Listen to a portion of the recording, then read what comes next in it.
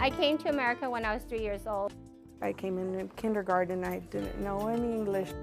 I was usually placed in the back of the room, given crayons.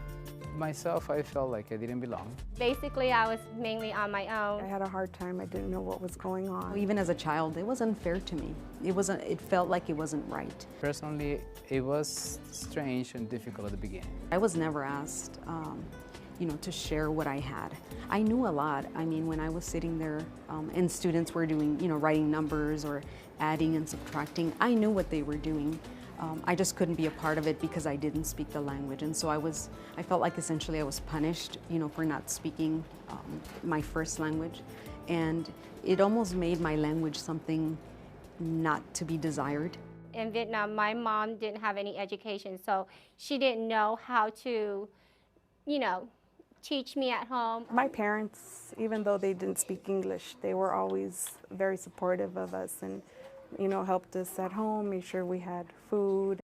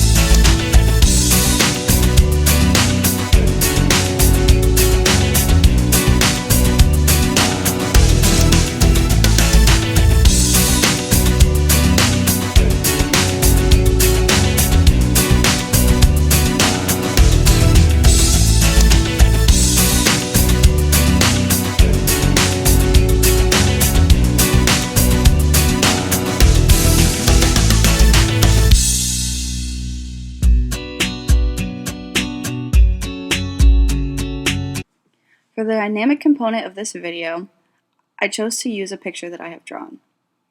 It represents a student sitting at a desk. They have no name or face. They're just a shadow figure. They are surrounded by question marks above their head, upside down and right side up. In Spanish, they use upside down and right side up question marks, so I thought that'd be a good idea. Around them are different rings of colors to represent something very specific. The first color that I picked was purple. It's closest to the student. Purple represents confusion.